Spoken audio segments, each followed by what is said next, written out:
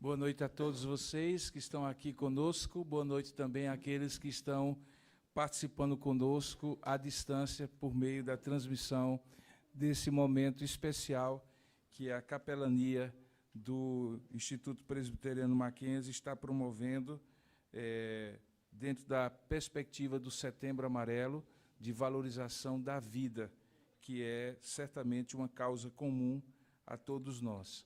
O tema de hoje é sobre escolher a vida, como cultivar força para viver. E como não poderia deixar de ser da perspectiva da capelania e da chancelaria do Mackenzie, nós entendemos que a força para viver decorre daquele que concede a vida. E por isso, eu gostaria de me basear num texto da Palavra de Deus que se encontra no Evangelho de Mateus e que nós vamos ler nessa ocasião para basear a nossa fala. Gostaria que aqueles que eventualmente puderem acessar a Escritura Sagrada o façam, senão aqueles que não estiverem com esse acesso possam participar conosco dessa leitura, acompanhando aquilo que vai ser lido. E há um texto muito bonito que se encontra em Mateus capítulo 11, a partir do verso 28 a 30. É um convite talvez o mais sublime convite do ponto de vista existencial e de força para viver que o nosso Senhor Jesus Cristo faz. Ele diz assim: vinde a mim, todos os que estáis cansados e sobrecarregados, e eu vos aliviarei. Tomai sobre vós o meu jugo e aprendei de mim, porque sou manso e humilde de coração, e achareis descanso para a vossa alma, porque o meu jugo é suave e o meu fardo é leve. Primeira característica desse texto é que ele é um convite universal. Veja, ele diz, todos os que estáis cansados e sobrecarregados. Ele não categoriza, ele não diz quem são aqueles que estão cansados e sobrecarregados, ele assume que todos, em algum momento, estarão cansados e sobrecarregados. E é um fato.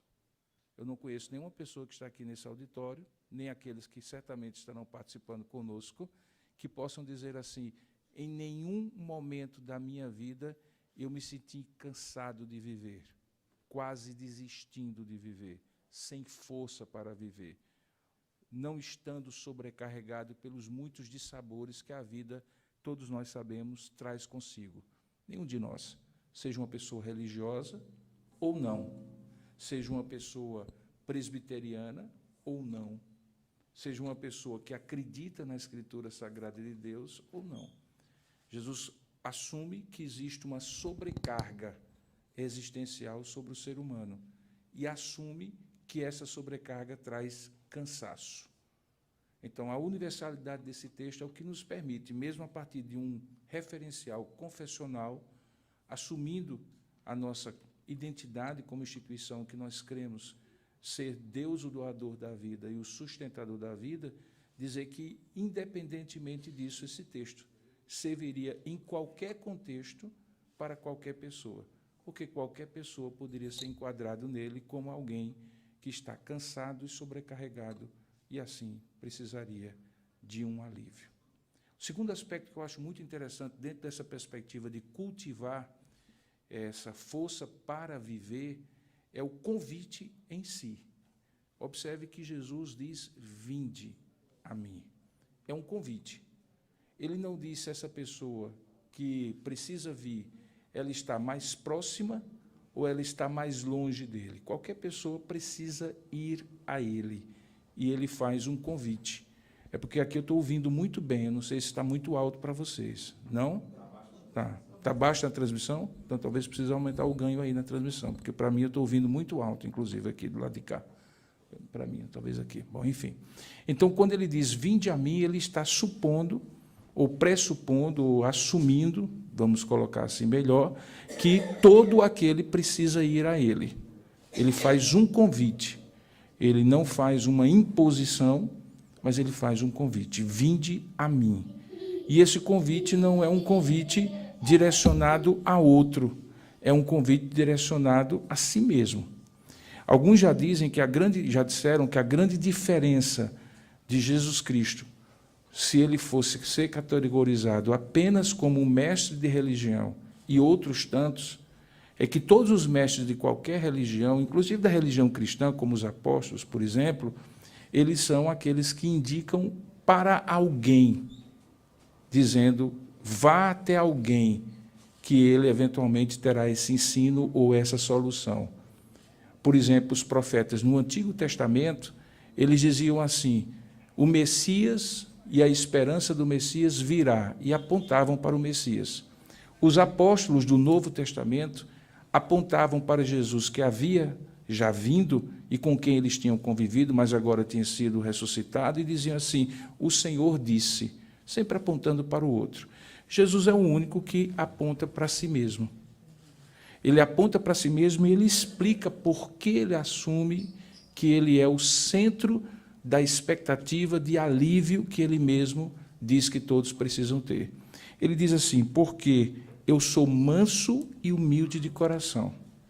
Essas duas palavras juntas, elas dão o sentido de uma estabilidade emocional, de caráter, que está muito além do que o coração humano pode chegar. Esse manso e humilde de coração que Jesus coloca aqui é de uma outra natureza, é de uma outra essência, que o ser humano, por si mesmo, por mais amadurecido que seja emocionalmente falando, está ainda anos-luz de dizer acerca de si mesmo, eu sou manso e humilde de coração. E, novamente, eu acho que isso é uma constatação muito clara. Por exemplo, nenhum de nós teria coragem de dizer àquelas pessoas que mais nos conhecem, não aqueles que nos veem de vez em quando, não aqueles que eventualmente sabem da nossa existência, mas aquelas pessoas que convivem dentro da nossa casa, dizer assim, olha, eu sou manso e humilde de coração. Porque possivelmente alguém, seja o cônjuge, o filho, o pai, o irmão, diria assim, não é bem assim. Você pode ter até um temperamento bom, mas se julgar na essência manso e humilde de coração, menos. Então, mesmo que essa pessoa seja muito emocionalmente muito amadurecida, ela jamais chegará a dizer isso. Jesus diz, vinde a mim, e não aponta para outro, e dar a razão. A razão dele é porque eu sou manso e humilde de coração. E essa mansidão e humilde de coração, ela extrapola a capacidade humana de ser. Jesus está falando, em outras palavras, de um caráter que é um caráter absolutamente divino que se fez carne e habitou entre nós. Ele chama para si. Em quarto e último lugar, ele diz que a razão disso é o estabelecimento de uma outra relação daqueles que estão cansados e sobrecarregados. Veja o que ele diz aqui. Ele diz que, ao tomar sobre si o jugo dele, esse jugo é diferente porque ele é um jugo suave e o seu fardo é leve. Se você entendeu direitinho, você percebeu que ele fez aqui um contraste. Ele falou que alguns estavam cansados e sobrecarregados, alguns não, todos estavam cansados e sobrecarregados, mas ele disse que, uma vez tomando o jugo dele, que é suave e leve, o texto diz que eles serão aliviados, uma nova relação se estabelecerá. Alguns já disseram que, basicamente, o que Jesus faz é, me dê o que é seu e que você não tem, porque só eu tenho, e eu te darei aquilo que só eu tenho para te dar. O que você tem é cansaço e sobrecarga, me dê. E o que eu tenho para lhe dar é um jugo suave e um fardo leve. Veja que há contrastes. Enquanto um está cansado e sobrecarregado e não tem alívio, o outro oferece o alívio, porque ele é manso e humilde de coração, e o seu fardo passa a ser suave e leve, porque é o fardo de Jesus sobre si. Existe uma metáfora aqui nesse texto, que é a metáfora do jugo, ou da canga, como a gente chama no interior, que é aquele peso que se colocava sobre um animal para que ele pudesse estar devidamente capaz de carregar uma carga. E aquele peso, ele não podia ser mais pesado do que a carga que ele carregava, porque seria uma carga dupla. Imagine, e eu já vi isso acontecer em muitos lugares, que a madeira que precisava ser usada para fazer a canga tinha que ser firme, mas tinha que ser leve. Porque se fosse firme, Mas se fosse pesada, ela se constituiria uma carga a mais, além da carga que o animal precisa trazer. O problema é que a vida é justamente o contrário desse fardo suave e leve. A vida traz muitas cargas para nós. E elas são cargas, pelo menos, de 3 aspectos. O primeiro aspecto é a carga das expectativas que nós criamos para nós mesmos.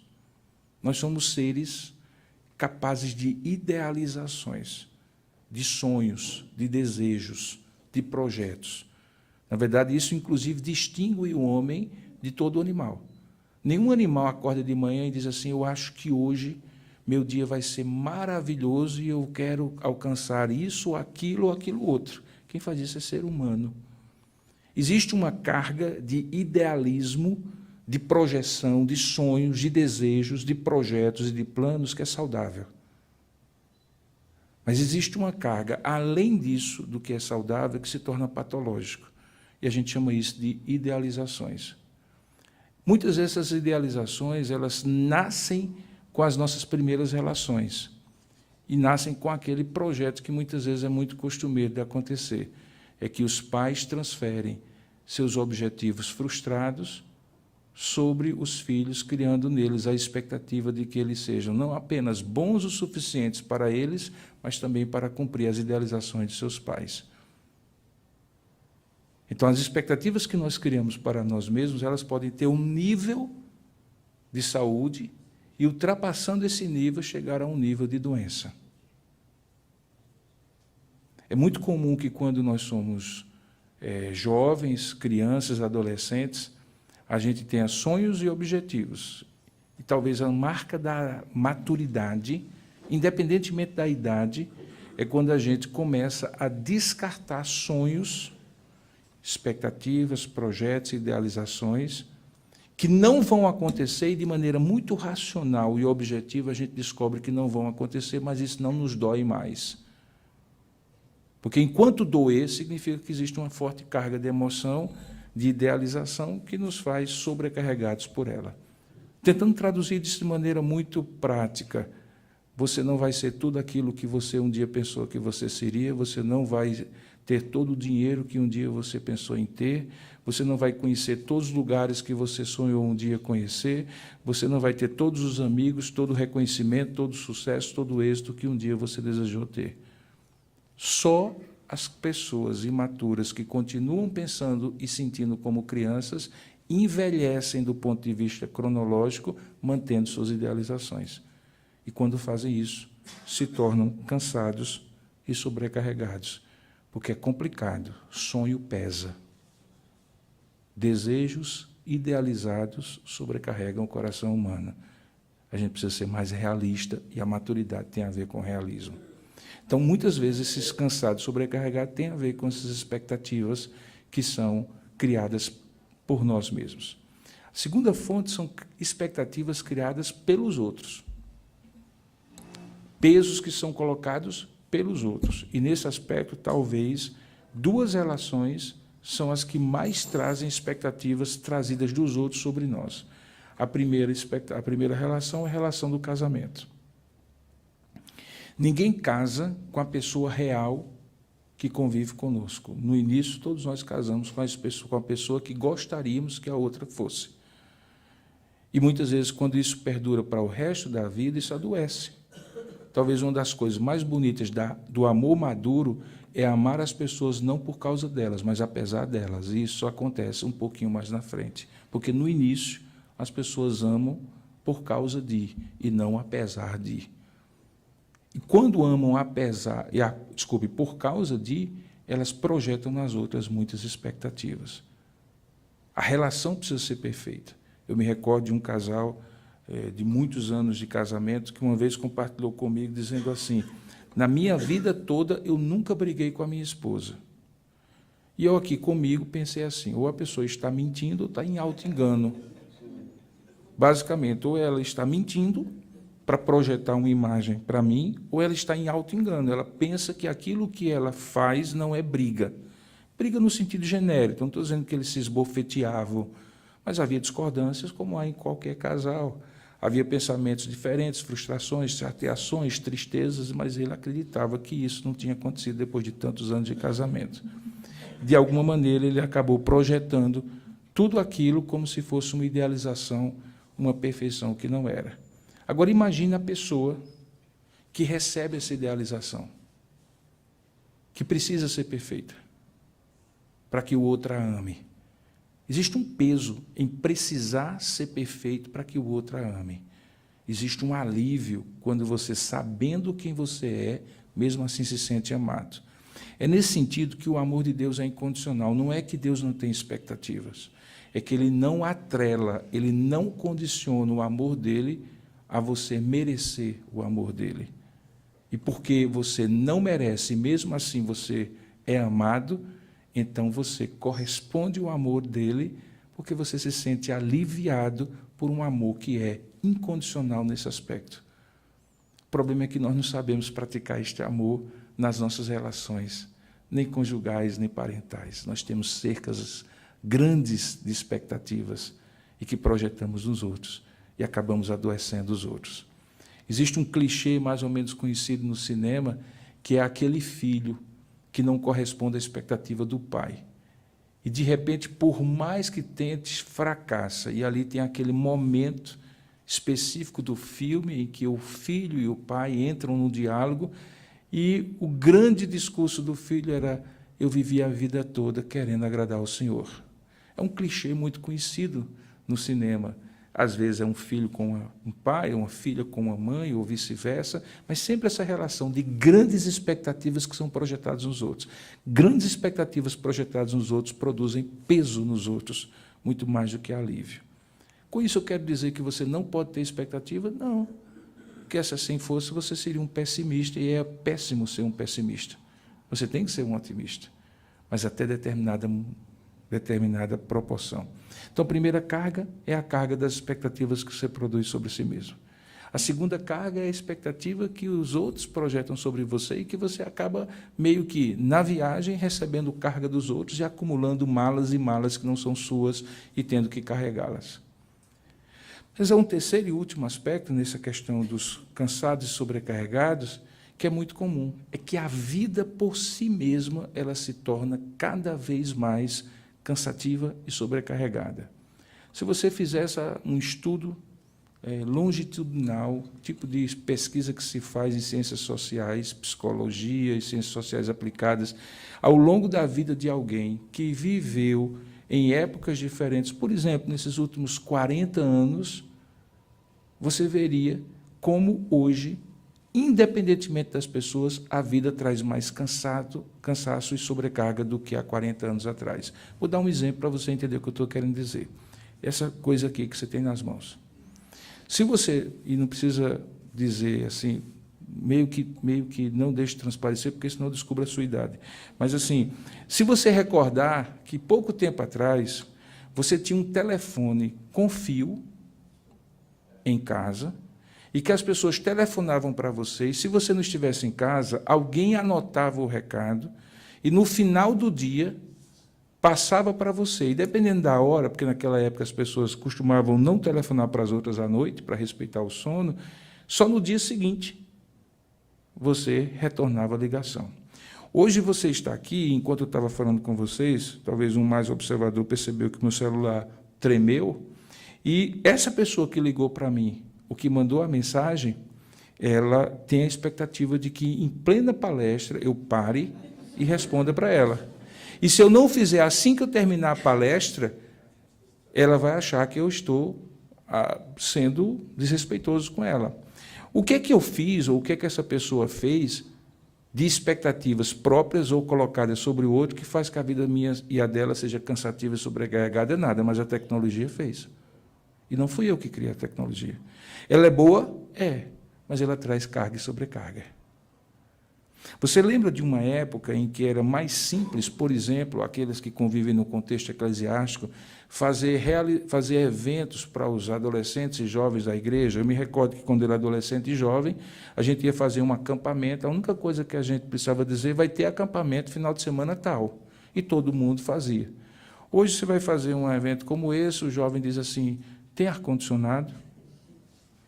como é que vai ser a comida, como é que eu vou, como é que vai ser a programação, quem é que vai cantar, quem é que vai falar e assim por diante. O que é que aconteceu? Nesse caso, não foi a tecnologia. O que aconteceu foi um outro tipo de demanda típica da sociedade de consumo em que você só valoriza as coisas se você entender que elas são excepcionais e que valem o preço do seu tempo, que é a moeda mais cara que existe no mundo, muito mais do que a libra esterlina, muito mais do que o euro, muito mais do que o dólar, porque ninguém está disposto a perder tempo com coisa que não tenha valor. Então, na cabeça da pessoa de uma sociedade consumista, ela diz assim, não vai valer a pena, porque não vai ter o conforto que eu tenho em casa, não vai ter a comida que eventualmente eu gostaria de ter, o investimento financeiro às vezes não é tanto, mas o investimento de tempo é muito grande. Então, seja a tecnologia, seja o próprio contexto da cultura, de uma cultura consumista e assim por diante, faz aqui o peso esteja sobre nós. Então, expectativas pessoais, expectativas que os outros projetam sobre nós, e mudanças que aconteceram com o decorrer da nossa vida, fazem com que hoje a vida seja muito mais carregada e cansativa do que tempos atrás. O que é que acarreta disso? Acarreta uma espécie de cansaço sistemático. Você pode estar descansado do ponto de vista físico, mas a sua mente está extenuada. Porque os estímulos que são postos e as demandas que você se coloca, que os outros colocam sobre você, ou que, eventualmente, a vida coloca, faz com que você não descanse. No celular tem modo silencioso, você não.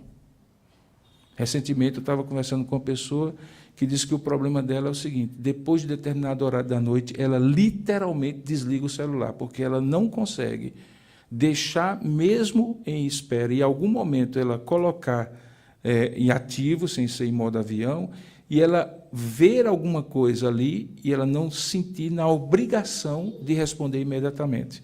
Então, ela desliga aquilo ali, porque, em tese, na cabeça dela, ela consegue descansar melhor. Então, existe um cansaço hoje sistêmico, queridos. O nível de resiliência, de capacidade de renovação da mente humana hoje, das emoções humanas hoje, é muito reduzido, porque nós estamos sobrecarregados de demandas que cansam e sobrecarregam. Muitas vezes mais do que no passado. Diante disso, como é, e esse eu estou só descrevendo o fenômeno e apontando as possíveis causas, dentre outras muitas, e aí poderia haver um repertório muito maior, como você cultivar uma força para viver. Eu estava numa reunião agora no João Calvino e vim ajudado por uma pessoa no carrinho, para não perder tempo e atrasar ainda mais a palestra, e a pessoa estava comentando comigo e me veio à mente um comentário em resposta ao que ela havia dito, de um versículo da Bíblia que eu acho maravilhoso, que diz que as misericórdias do Senhor se renovam a cada manhã. Elas não têm fim e elas são a razão de não sermos consumidos. E eu gosto muito da ideia de misericórdia como um crédito. Cada manhã eu acordo com um saldo devedor diante de Deus. Deus vem lá, paga o saldo devedor e ainda acredita um valor suficiente, que é o que a gente chama de justiça passiva e justiça ativa, do ponto de vista teológico, mas do ponto de vista emocional, é como se Deus dissesse assim, depois dessa noite, você ainda está cansado e sobrecarregado, eu vou aliviar você e ainda vou dar força para um dia a mais para viver. E ele faz isso também do ponto de vista emocional, existencial, não apenas do ponto de vista espiritual da relação com ele.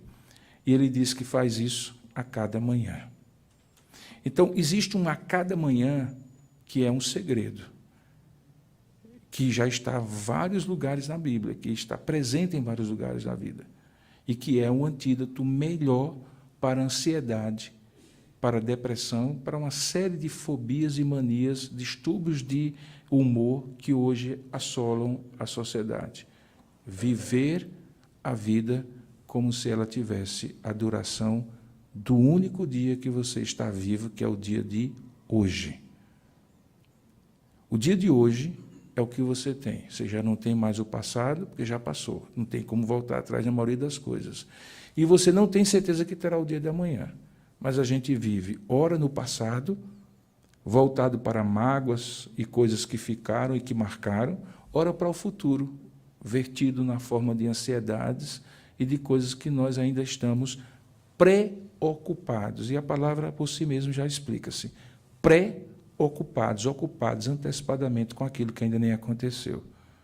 Pensando nisso, ter uma perspectiva de vida diária, assumindo que a cada dia Deus dá não apenas o pão nosso de cada dia, mas dá a misericórdia nossa de cada dia, acreditando em nós e para nós, a fim de que o devedor do cansaço e da sobrecarga seja pago, e ainda dando força para viver, é um dos antídotos de como cultivar, ou é um dos itens, um dos critérios de como cultivar uma força para viver. Cultive a cada dia.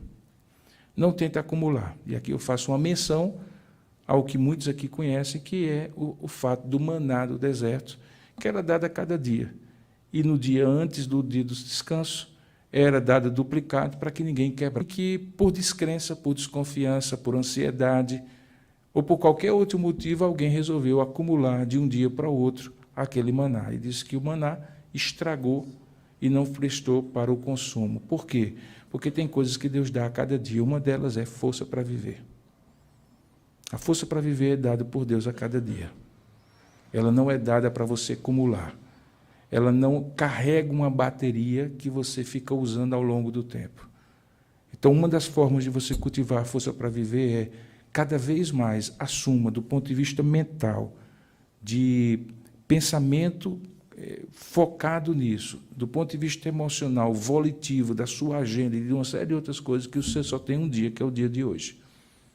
A gente chama isso de atualização. Você está no dia atual.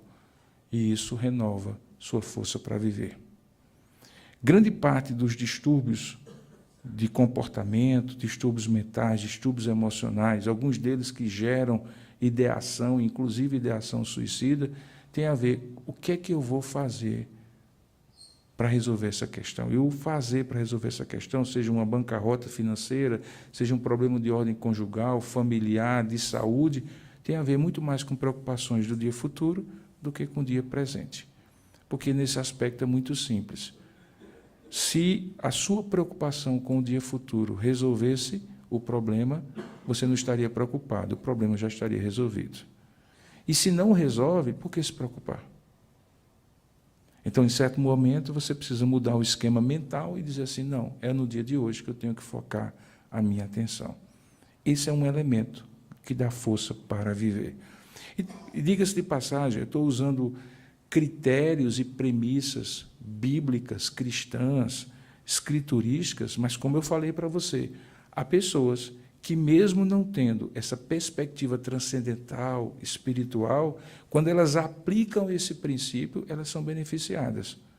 Assim como uma pessoa, sendo crente ou não crente, presbiteriana ou não presbiteriana, se ela tem bons hábitos, ela é beneficiada por esses bons hábitos. Porque existem certos princípios que não têm a ver com a religiosidade de alguém, tem a ver com princípios da criação. Os princípios da criação, como, por exemplo, de você ser uma pessoa que doa mais do que retém. É um princípio da criação, que depois vai se traduzir em você oferecer a Deus as suas primícias, do ponto de vista religioso, por entender que foi Deus que lhe deu. Mas qualquer pessoa generosa é beneficiada pela sua generosidade, tanto quanto uma pessoa que é generosa do ponto de vista religioso. Porque esse é um princípio da criação, um princípio criacional. Então, o primeiro ponto é esse. Como cultivar? Cultive o dia. Cultive a força para viver no dia, porque a misericórdia de Deus é que se renova a cada dia e existem processos que acontecem, começam e terminam no dia. Primeira objeção a isso. O senhor está dizendo, então, que eu não tenho como planejar, que eu não devo planejar, que eu não devo projetar a minha vida? Não. Eu estou dizendo que você não deve tentar vivê-la antecipadamente. Há uma diferença entre planejar e tentar viver aquele planejamento antecipadamente. Claro que nós temos que fazer planos. A Bíblia diz que o homem pode fazer planos.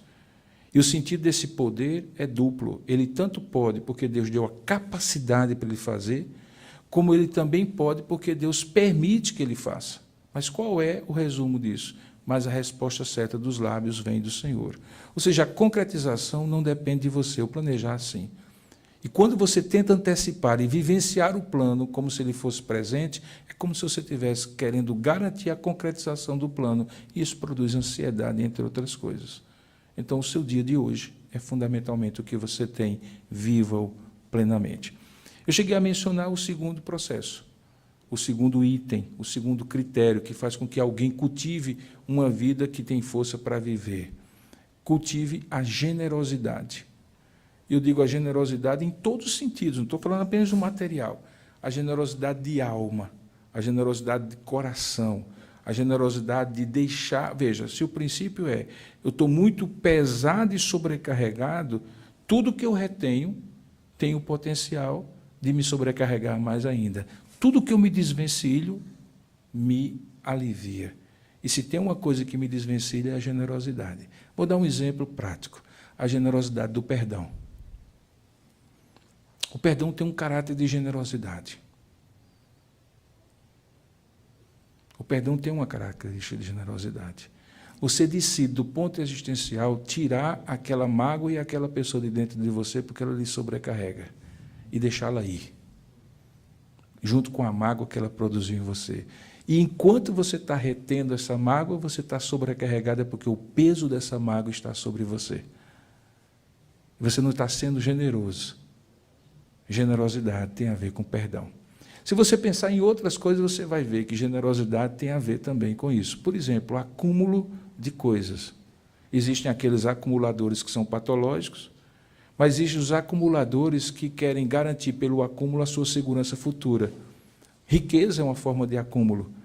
Mas quando a Bíblia diz, por exemplo, que tendo o que comer, o que vestir, nós estejamos felizes e contentes, é porque literalmente é disso que a gente precisa para viver. Não significa que se você puder ter uma poupança, você não deva ter.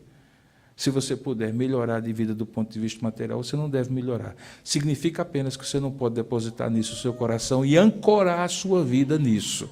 Porque ao fazer isso, você está trazendo carga sobre você. Há um peso muito grande em manter as coisas. Houve uma época em que eu me atrevi a ser um comerciante. Eu tive uma sorveteria. Foi muito bem sucedido, diga-se de passagem. E naquela época, eu comecei o negócio com dinheiro zero e com experiência zero. Foi uma grande aventura e surtiu o efeito. Mas uma das coisas que eu fazia era porque, como eu não tinha dinheiro para o capital de giro, então eu abri contas em vários bancos, 5, 6 bancos. E em cada um deles eu tinha um cheque especial. E esse cheque especial era a forma como eu girava o meu capital. Era o que eu usava aqui para comprar uma matéria-prima, produzia o sorvete, vendia, cobria. E, às vezes, quando não tinha dinheiro para cobrir, porque o resultado do sorvete não era suficiente, eu usava um cheque especial de um banco para cobrir um cheque especial de outro, e ficava fazendo aquele manejo. Obviamente, do ponto de vista financeiro, isso não era uma boa política, porque, se fosse uma boa política, o banco não estaria emprestando dinheiro a mim a um valor e cobrando de mim, e o meu lucro nunca chegaria a isso, com certeza. Mas o que era mais cansativo, eu vou dizer o que era ter que fazer a gestão de 5, 6 contas, bancos, todos os dias, e fazendo a consolidação do saldo ou do devedor de cada uma dessas contas. A gente tem que ter a generosidade de reduzir as cargas e os processos que a gente traz sobre nós. Hoje você teria 5, 6 contas? Faz sentido ter 5, 6 contas? Eu diria que talvez hoje não faça sentido nem você ter uma conta formal. Alguém poderia fechar a porta, por gentileza? Talvez o que precisaria hoje é você ter apenas uma conta de um banco virtual, para nem precisar ir no banco.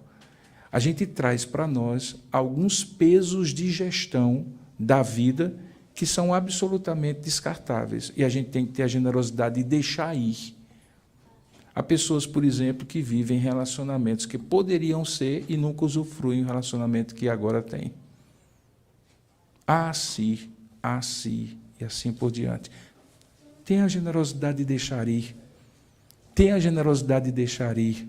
Se eu tivesse, deixe ir a lembrança, a possibilidade, a mágoa, a crise, deixe ir, livre-se disso. Isso traz saúde para a alma. Generosidade é fundamental para você cultivar força para viver. O terceiro e último aspecto de como você cultivar força para viver, faça da força a sua força. Eu gosto muito da ideia do judô. O judô tem uma máxima: use a força do seu oponente contra ele mesmo. Às vezes você vê aquela pessoa magrinha, que tem uma capacidade de agir em relação a outra pessoa mais corpulenta, porque simplesmente o ímpeto que a pessoa fez, a outra pessoa simplesmente usou em favor dela e contra o oponente. Pois bem, a vida a gente tem que decidir usar a força para a força. A gente precisa olhar e dizer assim: no que é que eu sou bom, serei melhor no que eu sou bom. Naquilo que eu não for tão bom, eu não vou ficar me penitenciando porque eu não sou tão bom. Vou reforçar naquilo que eu sou bom e aproveitar aquilo que eu posso, aquilo que eu tenho, aquilo que é bom para mim. Porque viver daquela coisa do que eu poderia ter feito, eu poderia fazer, ou poderia ser, ou naquilo que eu poderia ser bom, mas que eu não sou, é absolutamente impraticável. É preciso que você reforce aquilo que você é bom. E, nesse sentido, os relacionamentos são fundamentais, porque um relacionamento que me ajuda a ser melhor naquilo que eu sou bom é melhor do que um relacionamento que exige que eu seja bom naquilo que eu não sou bom. Os relacionamentos adoecem. Eles podem curar, mas os relacionamentos adoecem. Uma vez eu aprendi que viver com uma pessoa tóxica perto da gente, num relacionamento tóxico, é como pegar aquela pele queimada, que já ficou boa, mas ainda tem uma lembrança sensorial de que um dia foi queimada e ficar encostando no calor de uma chama continuamente. Você já deve ter experimentado isso em algum momento. Já queimou, já criou uma nova pele, mas ainda tem aquela lembrança sensorial pela pele fininha que ainda está sendo criada de que aquele lugar já foi queimado.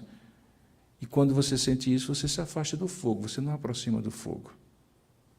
É preciso ter a certeza, ter o equilíbrio, a maturidade de poder fazer isso, de aproximar-se daquilo que lhe fortalece e reforçar o que lhe fortalece, ao invés de você reforçar aquilo que lhe enfraquece.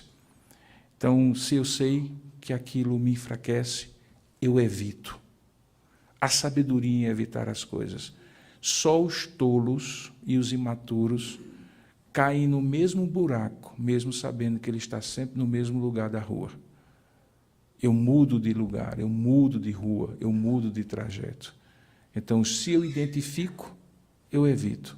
Se eu não tenho a capacidade de identificar, eu caio. Isso me enfraquece.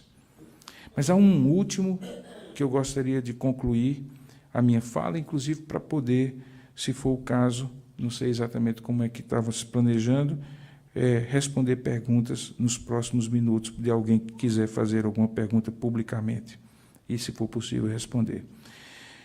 No texto que nós acabamos de colocar, diz assim, numa frase: achareis descanso para a vossa alma.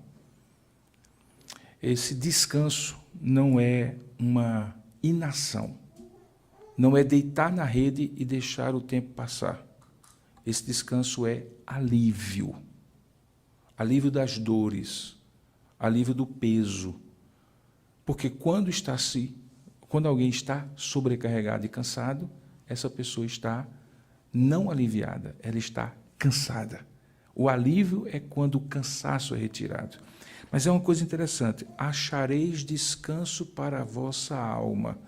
E a ideia de alma aqui não é a ideia de uma pessoa que apenas não tem o corpo, uma alma, uma parte imaterial. A alma aqui é vida. A ideia de alma aqui é: e achareis descanso para a vossa vida. E é exatamente esse o tema que nós tratamos: força para viver. Como cultivar força para a vida? Ele diz: você acha descanso, alívio para o peso e sobrecarga quando você pratica esses exercícios de força para viver. Por que isso é fundamental e importante, e como você pode fazer disso uma grande bênção na sua vida? É quando você tem um olhar muito cuidadoso sobre si mesmo. Eu uso essa última expressão para ilustrar o que eu estou falando. Recentemente, como alguns de vocês sabem, eu tive uma crise de coluna muito grande e eu comecei a prestar mais atenção na minha postura. A gente se senta de todo jeito, deita de todo jeito, anda de todo jeito, até que a coluna começa a doer, fazer mal, né? Então, a gente começa a ter o que a gente chama os fisioterapeutas, os fisicultores, aquelas pessoas que trabalham com a fisiologia do corpo, dizem consciência corporal. Mas existe uma consciência não corporal, a consciência da alma, das emoções. Emoção tem nome e sobrenome. Frequentemente na clínica, quando alguém diz assim, eu estou triste, eu digo, dê o sobrenome dessa tristeza. Porque todas as tristezas não têm o mesmo sobrenome. Você pode estar triste porque está frustrado, triste porque está com raiva, triste porque foi decepcionado, triste porque está magoado, triste por isso, por aquilo. Dê um sobrenome para a sua emoção. A gente não costuma dar sobrenome para a nossa emoção. A gente usa termos vagos. Estou com raiva. Estou triste. Não, dê sobrenome. Se dê o trabalho de entender a sua emoção. Às vezes a gente não faz isso sozinho, nem consegue fazer isso. A gente precisa de um olhar do outro. E é nesse ponto que os relacionamentos são importantes. Nem toda pessoa que está conosco, que serve para qualquer outra coisa, serve para nos dar esse olhar. Mas tem pessoas que servem. Não tem uma única pessoa nesse auditório que não encontre uma pessoa que sirva de espelho para ela. Um amigo sincero, uma pessoa que a conhece e que a ajude a dar sobrenome para as suas emoções. Às vezes é um profissional de saúde mental, às vezes é um conselheiro cristão, um pastor, uma pessoa de mais maturidade, que lhe ajuda a fazer assim, ó.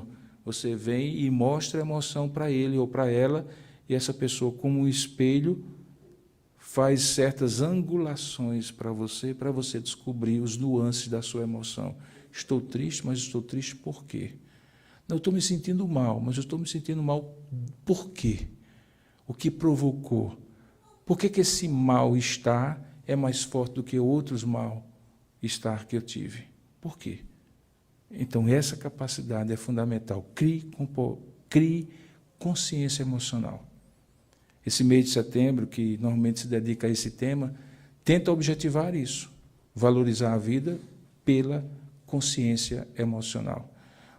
Recentemente a gente teve, infelizmente, aquela situação da ex-campeã olímpica Valeuska do vôlei, que muitos diziam ao seu redor que era uma pessoa que dificilmente cometeria o que cometeu, porque as investigações ainda estão em curso, mas provavelmente o que ali aconteceu foi um suicídio. E alguns dizem assim, mas eu não podia imaginar nunca que essa pessoa faria isso. Sabe, essa é a fala mais comum de pessoas que convivem com outras, que eventualmente, num momento extremo, de muita fragilidade emocional, cometem algo contra a própria vida. E as pessoas ficam dizendo, mas ela não dava sinais de nada. Eu não podia nunca imaginar que essa pessoa, na verdade, dava. O primeiro sinal é essa pessoa não cuidava das suas emoções, ela não tinha consciência emocional, ela não falava das suas emoções, porque talvez achasse que ninguém ia ouvir. E tinha gente para ouvir. Então, não guarde suas emoções para você. Procure alguém para conversar, procure alguém para abrir. Se essa pessoa for de sua confiança, teste o grau de maturidade e de capacidade dessa pessoa a acolher suas emoções. Quando a gente entra num lugar, numa praia, no lago, que a gente não conhece, a gente não mergulha de cabeça. A gente vai colocando os pezinhos aos poucos e testando a água. Toda relação de confiança com alguém que a gente vai abrir a alma e abrir as nossas emoções é um teste em que a gente vai entendendo até que ponto aquela pessoa tem a nossa confiança, a maturidade, a competência de acolher nossas emoções. Mas não deixe de fazer isso. Cuidar da consciência emocional é, sem dúvida alguma, cultivar força para viver.